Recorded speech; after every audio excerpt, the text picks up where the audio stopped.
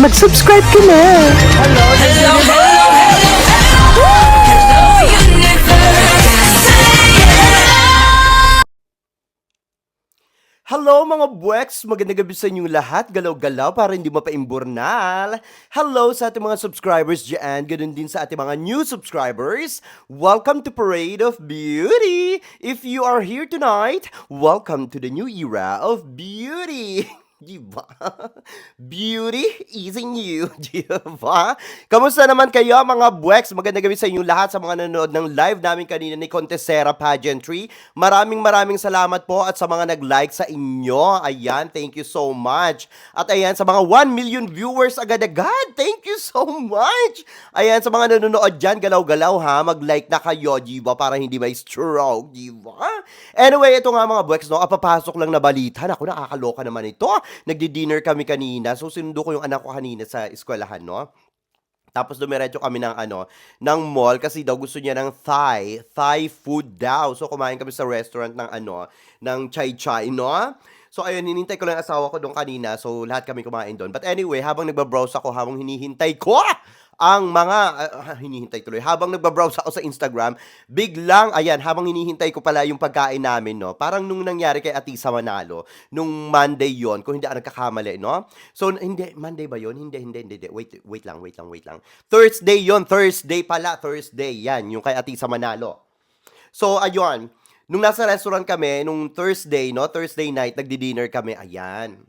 Biglang pumutok, nakita ko lang saan, pumutok talaga.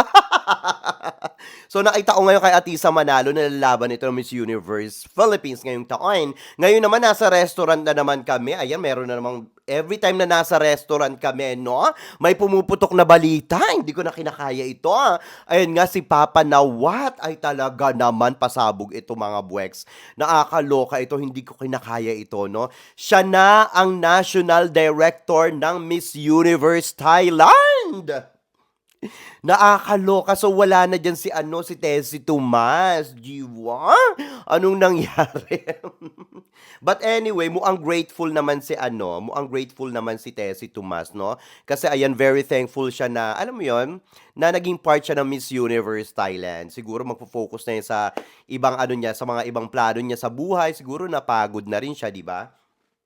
So, ganun talaga. I believe talagang nakakapagod din talaga yung maging national director. Tulad ni Shamsi Supsup, di ba?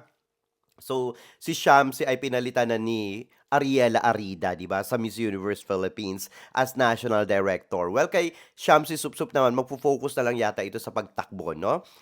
I don't know kung ano yung tatakbuhan niya.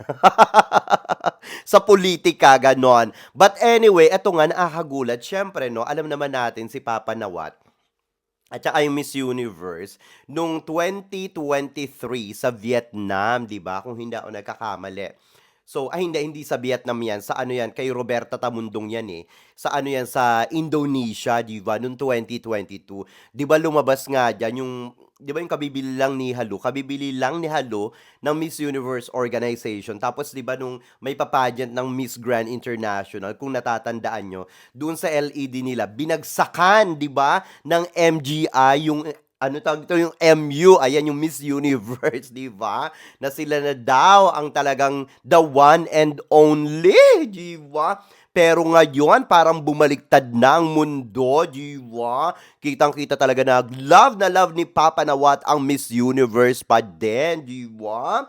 Parang naisip ko bigla si Catriona Gray, di ba? Kasi bet na bet niya si Catriona Gray. So ngayon, siyempre, kung halimbawa Miss Universe na, hindi mawawala si Papa Nawat, 'di ba? Diyan sa Miss Universe competition. Talagang nandiyan 'yan, present 'yan lagi. Alam niyo naman ang lola niyo, 'di ba? Laging ano ba 'yung gumagano, may sumisingot. Na I carried away talaga ako. Pasensya na, 'di ba? Charito. So ayun nga no, syempre laging present 'yan sa mga pageant, 'di ba? So ngayon magkikita na sila ni Catriona Gray, kung si Catriona Gray ulit ang mag-host ng ng Miss Universe, diba? Nakakagulat lang. Well, to be honest, natutuwa ako. Nung una, akala ko parang ano lang siya, parang napadalaw lang doon. Siyempre parang sabi ko, wow! Sabi ko nung unang nakita ko 'to parang si Papa Nawat napadalaw sa ano, sa Miss Universe since sa Miss Universe nga ito gaganapin 'no, sa Miss Universe sa Thailand nga gaganapin ang Miss Universe. Siyempre ako natutuwa ako kasi alam naman natin 'no, noon pa merong rival between Papa Nawat and kay Hello the Universe 'no. But I'm very, very happy kasi yung mangyayaring Miss Grand International, siyempre sa Thailand yan i-ho-host, 'di ba? Ngayong taon.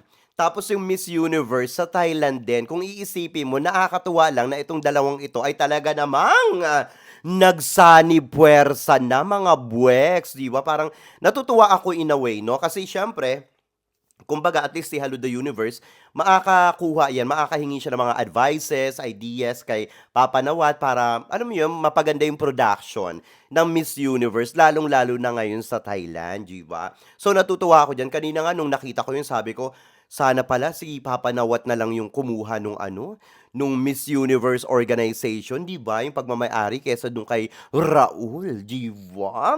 Parang mas bet ko si ano, si Papa Nawat na ibig sabihin parang mas bet ko siya na anong tawag dito, isa sa mga franchise owner kesa yung isa doon sa Mexico. Parang bet ko siya, oo. Kasi ang bait nito eh, ang bait nitong taong to, no? At saka pag syempre, pag siya yung may hawak ng organization, talagang, alam mo yun, hindi pa imburnal yung galawan at saka mapasabog, talagang winner na winner, di ba? Pero ayun nga, syempre, bumulabog sa social media na si Papa Nawat na nga ang may-ari, no? Or yung may hawak ng franchise, no? Franchise holder ng Miss Universe Thailand.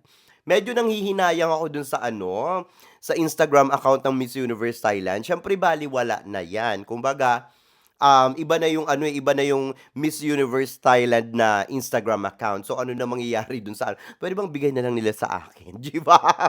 Kasi almost 400,000 yung followers nila doon. But anyway, congratulations kay Papa Nawat. Nakakatuwa naman, no?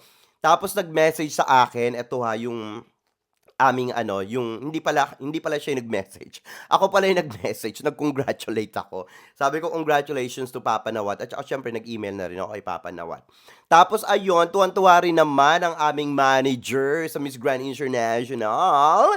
Siya rin ang ano, siya rin yung ano ng MUT. Kumbaga siya rin yung manager ng, alam mo yun, for sa mga media, ganyan-ganyan. Tinatanong nga ako kung gusto ko daw mag-media. Sabi ko medyo suntok sa buwan ito kasi nga siyempre iniisip ko rin yung mawawala ako 'no, siyempre ang tagal niyan.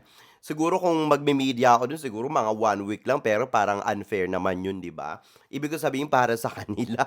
But anyway, ayun kung mag-aano ako dun, kung magme-media ako pero parang pinag-iisipan ko pa siya ng konti. Parang mas I don't know, parang nandun yung ano, excitement. Parang naiisip ko, parang mas bet ko mag-ano, magpunta ng Miss Universe Thailand kaysa sa Miss Universe, sa totoo lang. Kasi kung iisipin mo, siyempre, ikino-consider mo yung production, yung mga pasabog, and then kung paano mag-alaga yung organization. Kasi ganyan sila, ganyan kami tinrato sa Miss Grand International. Kaya nga sabi ko sa inyo, 'di ba sabi ko sa inyo dapat magfo-focus na lang ako sa ano, sa Miss Universe, dun na lang ako mag-aano, magme-media. Pero siguro, 'di ba sabi ko nga sa inyo sa live natin, this year lang ako magme-media if mabibigyan ako ng privilege. Pero sa ano, yung pagfo-fokusan ko talaga ng pagme-media sa Miss Grand International talaga, being grateful sa kanila, 'di ba? I'm being grateful talaga kasi yung opportunity na binigay nila para sa akin, hindi matatawaran yun. So, tuwan-tuwa talaga ako, no? But anyway, eto nga, since eto ng Miss Grand International na may-ari si Papa Nawat, ayan, kinongratulate na nga siya ni Mama Teresa, di ba? So ano na, 'di ba? Siyempre sanib puwersa na ito. Itong inaano ko, itong medyo kinakabahan ako mga buweks no, naku kumapit kayo ng bonggang-bongga. Siyempre 'di ba kilala naman natin si Papa Nawat, Diyos ko Lord. 'Pag nagpa-pageant ito mga buweks, ang hinahanap niya nga sa yung gusto niya nga mag-ano, ano tawag dito, magpa-screening na agad-agad sa Miss Universe Thailand 'no. Tapos 25 candidates lang, limited, 'di ba? Limited yung nakalagay do'n, as in 25 candidates lang. So naisip ko, grabe talaga magiging salang-sala ang Miss Universe Thailand at saka una nang pumasok sa isip ko, tingin ko kung gaganapin yung Miss Universe Thailand, hindi na ito sa MCC, MCC, tama, no? Sa MCC. Kasi doon yung ginanap last year. Doon ako nanood nung nanalo si Opal Suchata ng Miss Universe Thailand. Tingin ko kako gagamitin niya yung MGI, yung ano, yung MGI Hall. So doon na nga gaganapin ang Miss Universe Thailand. And tomorrow, meron silang press conference. Ayan, magsasalita nun si Papa Nawat, si Hello the Universe, at saka siguro sasabihin na rin nila kung kailan yung Miss Universe Thailand. So usually ano to, July, baka ngayon mas maaga. So nakakatuwa lang kasi yung MGI Hall, ang laki nito. Hindi naman yung malaking-malaki, no? Hindi naman katulad ng MOA Arena, pero mas malaki ito kesa sa MCC. So nakakatuwa, 'di ba? At saka syempre kung iisipin mo, yung production talaga, yung looking forward ko dun sa production, 'di ba? Panalo. Although maganda naman yung ano yung production ng Miss Universe Thailand kahit na hindi pa si Papa Nawat. Pero plus Papa Nawat, 'di ba? Oh my God, mga buweks, parang ito na siguro yung mga, yung masasabi nating the most expensive Miss Universe country. Charot, di ba?